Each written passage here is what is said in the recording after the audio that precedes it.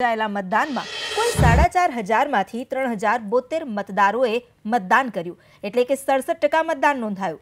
આજે સવારે 9:30 વાગ્યે મતગણતરી હાથ ધરાશે, જેના પર રાજકોટ જ નહીં પરંતુ સૌરાષ્ટ્રભરના વેપારીઓની મીટ મંડાયેલી છે।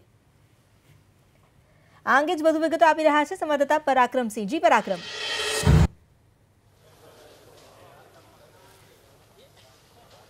जी ચોક્કસ અમિતા, વાત કરવામાં આવે તો રાજકોટ ચેમ્બર ઓફ કોમર્સનું જે રિઝલ્ટ થોડી જ વારમાં જાહેર થશે અને અત્યારે મતગણતરીની જે પ્રક્રિયા શરૂ થઈ છે 4500 મતદારોમાંથી કહી શકાય કે 3000 જેટલા મતદારો છે તેમના દ્વારા મતદાન કરવામાં આવ્યું છે। વેપારીઓ અને ઉદ્યોગકારો, સમગ્ર સૌરાષ્ટ્રના વેપારીઓ અને ઉદ્યોગકારોની નજર છે।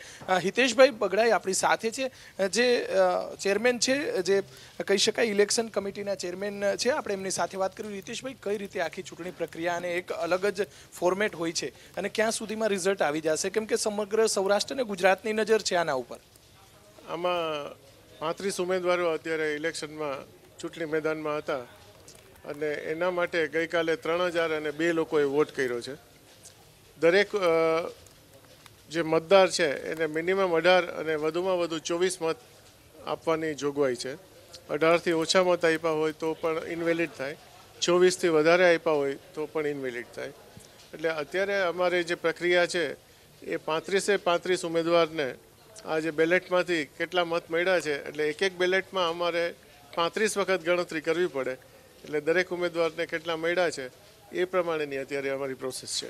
ક્યાં સુધીમાં રિઝલ્ટ આવી જશે અને બે મુખ્ય પેનલ વાઇબ્રન્ટ અને મહાજન, કેટલા ઉમેદવારો કુલ મેદાનમાં છે? 35 ઉમેદવારો, વાઇબ્રન્ટ પેનલના કોઈ 23। એટલે હું પેનલ એક્ઝેક્ટલી કહું તો ચેમ્બરના બંધારણમાં ચૂંટણીમાં પેનલ એવો કોઈ શબ્દ નથી, બધા ઇન્ડિવિજ્યુઅલ જ ગણાય, પણ એ લોકો પછી 24 જણાને ગ્રુપ કરી અને એને પેનલ કહે અને એ લોકોના 24 અને બીજી પેનલ છે એના કંઈ 11 લોકો હતા।